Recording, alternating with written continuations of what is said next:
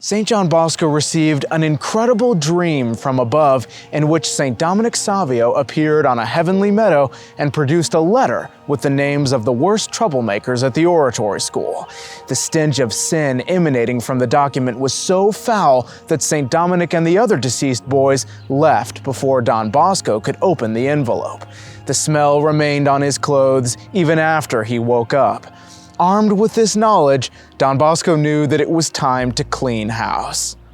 The Miracles and Prophecies of St. John Bosco, a project of America Needs Fatima. I'm your host, Matthew Miller. Subscribe for new episodes every Monday, Wednesday, and Friday. Don Bosco kept thinking of what he had dreamt while at Lonzo. He had promised to narrate it, but not immediately, because he still felt too distressed about it. However, the effects of the dream's revelations resulted in immediate action. When Don Bosco realized what was going on among the oratory boys and who were the ringleaders, he immediately summoned them to his room. They were two, an artisan and a student, both of whom, Don Bosco said, were real demons. First, he called in the artisan. "Look," he said, "I must tell you something, and don't interrupt me. When I'm through, just say yes or no. You have not been to confession for the past 6 months. After your last confession, you did this and that at such a time and such a place with so-and-so." He went on in this vein for 10 minutes without a break. "Now," he concluded, "is this true or false?" "It's true," the boy answered, thoroughly frightened. He remained silent for a tense moment and then added, "It's all true. I'm totally guilty. If you can forgive me and let me stay, you may be sure that you'll see a radical change in me. If you decide to expel me, I can't complain." Don Bosco said not a word. The boy fell silent too. Then, bursting into tears, he fell to his knees before Don Bosco, pleading, "Please forgive me. I really needed a shock like this. Yes, I have been away from God all this time. If you send me home, let me at least first straighten out my conscience. Don't send me away like this. Please," he sobbingly added, "have mercy on me. Give me another chance and you'll see that I will undo the harm I have done." "When you began to speak," Don Bosco answered, "and I saw that you were only admitting your guilt and promising to do better, ready either to stay or leave, I was afraid that this was a trick of the devil and that you wouldn't keep your word. But now that I see that you want to put your soul in order and repair the harm by your good conduct, I'm willing to give you another chance. For now, you may stay." Then it was the student's turn. "From such and such a day," Don Bosco told him, "you have done a lot of harm in this house. The only chance you have to obtain my pardon is to tell me in every detail all that you have done. Keep nothing from me." The culprit admitted his misdeeds, but only in part, omitting several of the more serious faults he was guilty of. Don Bosco prompted him with a few comments, but when the boy kept lying to excuse himself, he cut the interview short, dismissed him, and sent a note to Father Lazzaro instructing him to send the boy home the next morning. Many others were summoned quietly to Don Bosco's room. How much good was done by this dream's revelations! At times, the unexpected shock would radically transform a youngster then and there. The entire community itself, knowing that the superior's gaze could penetrate their innermost secrets, was wondrously kept in check. These initial warning signs made nearly everyone anticipate that Don Bosco would soon have something extraordinary to tell them. And on the evening of December 20th, when he appeared to give the good-night talk, they thought that the moment had come. But no, he still refrained. And now, my dear boys, let's come to something closer to you. Regardless of how much good we try to do, some mischief will always occur. I know that many of you are genuine models of St. Aloysius, but I also know that many of you are not as yet behaving as they should. Just yesterday, as you know, to our regret, we had to dismiss some boys. It will grieve parents to see their son returning home and know that he isn't welcome either here or anywhere else, because once it's known why he was dismissed from the oratory, no other school will accept him. Recall how God punished that wretch who was the first to sin against the 6th commandment. You can find it in the Holy Bible.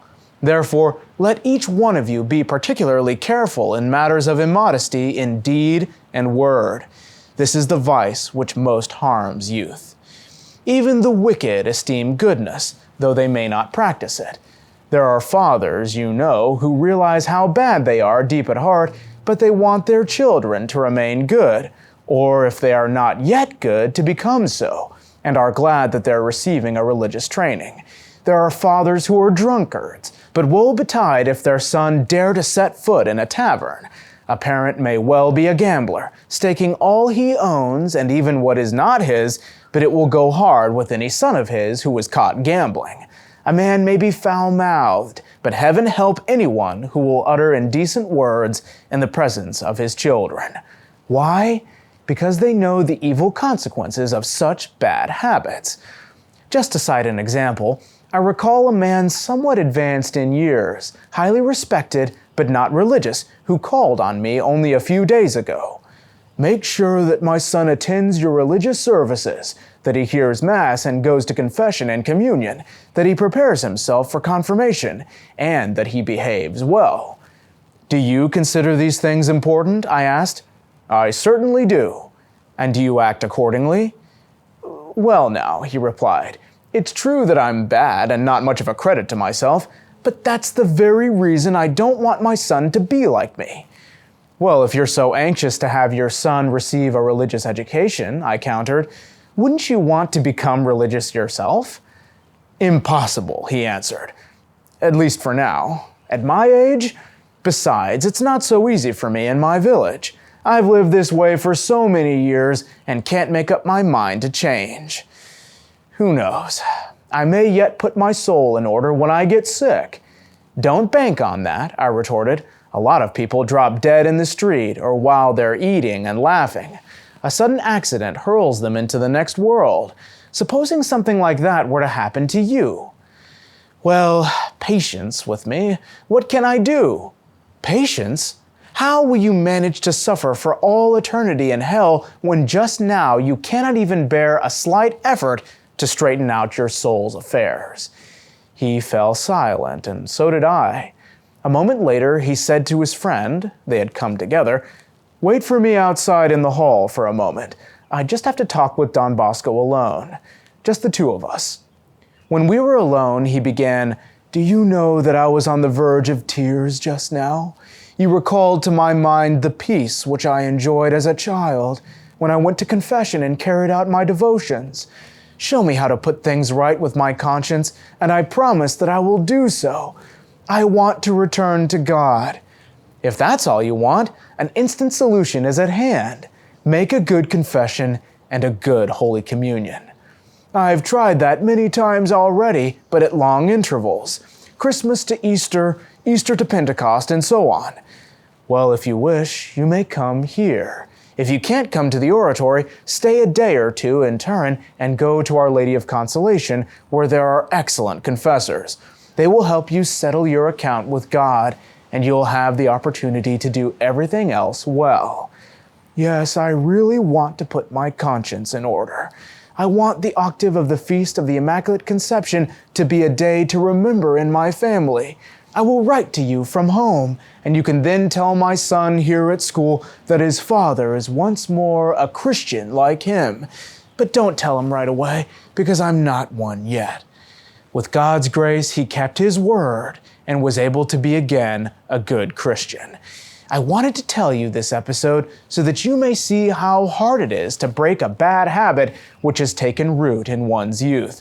How parents want their children to be trained to be good even when they themselves may sometimes be bad, and how upset they become to have a son dismissed from school. But the worst thing is not the grief of the boy's parents, nor of their superiors, but the offense done to God. Often enough, wrongdoings can be hidden from superiors. Don Bosco's over there with the other superiors, one may say, and we're here in this cubbyhole and we can get away with it. In God's sight too? Oh no. At the oratory we tolerate pranks, childish capers, and annoyances, but never an offense against God. One of you may shove a companion, or answer back, or neglect his work. If we see that you're sorry, we forget the whole thing.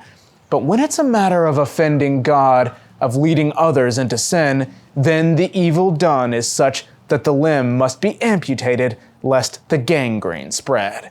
Avoid causing such deep grief to your superiors and such offense to God. My dear sons, pray. Good night. Finally came the evening of December 22nd, a date that made history at the Oratory because Don Bosco was to reveal his most extraordinary vision ever to the boys.